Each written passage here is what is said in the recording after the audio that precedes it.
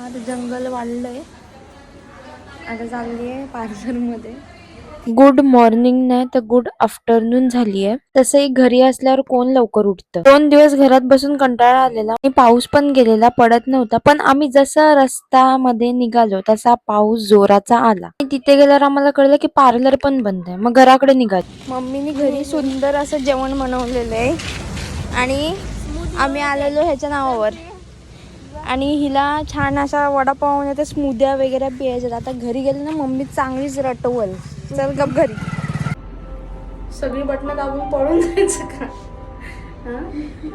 ह्या असल्या गुणांमुळेच माझी कोणतीच कामं होत नाहीयेत.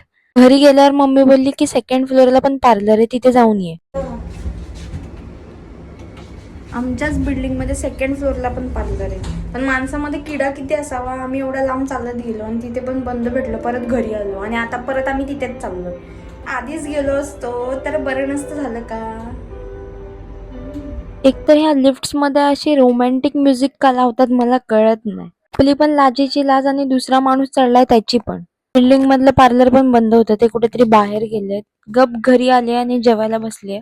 आयुष्यात 12 वाजले ना की जेवायचं आणि झोपून घ्यायचं आणि चांगली स्वप्न बघायची. संध्याकाळी परत एका आशेने निघालो की थोडंफार तरी लक चांगलं असेल की पार्लर ओपन झालं असेल. आणि आहे लक चांगलं. पार्लर ओपन होतं. पण पार्लर मधून निघाल्याच्या नंतर असा पाऊस पडायला लागला की पार आम्ही भिजलो. घरी आल्याच्या नंतर विचार केला की रेडीमेड सामान तर आपल्याकडे आहे बर्गरचं, तर मग बर्गरच बनवू. खरं तर बर्गरचा आकार उकार अजिबात चांगला नव्हता, पण टेस्ट तर मी दाखवते की मी कसा बनवला बर्गर. काही मेहनत नाही, सगळं रेडीमेड सामान होतं. मी बन पण डीमार्ट मधूनच आणले होते. बनला करून घेतलं, मधून कट, त्यानंतर टॅमॅटो आणि कांद्याला राऊंड शेप मध्ये कट केले. ते करून झाल्याच्या नंतर गॅसवर पॅन तापवायचा आणि त्यावर तेल टाकायचं. मग ते जे बन कट केले ते थोडे शेकवून घ्यायचे. मग त्याच पॅनवर आपली जी टिक्की आहे ती शॅलो फ्राय करून घ्यायची. टिक्की फ्राय झाल्याच्या नंतर त्यावर आपण कट केलेला कांदा आणि टॅमॅटो पण फ्राय करून घ्यायचा आणि त्यावर थोडंसं मीठ टाकायचं फॉर टेस्ट. अर्ध युद्ध ते जिंकलं. आता त्यानंतर माझ्याकडे होतं पिझ्झा टॉपिंग, तर मग मी ते सॉस म्हणून लावलंय. तुमच्याकडे मेयोनीज असेल तर तुम्ही मेयोनीज पण लावू शकता. मग आपण ज्या भाज्या वगैरे फ्राय केलेल्या त्या सगळ्या टाकायच्या. त्यावर डीमार्ट मधून चीजचं स्लाइस आणलेलं तेल टाकलंय आणि मग त्यावर टॅमॅटो सॉस टाकायचा.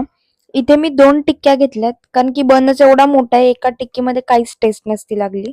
बस रेडी. आणि ते थोडं रेस्टॉरंट टाईप दिसण्यासाठी मी त्याच्यावर मी आणलेले टॅमॅटोचे वेफर्स टाकले. बस इझी ना, तुम्ही पण ट्राय करा. उद्या भेटू. बाय.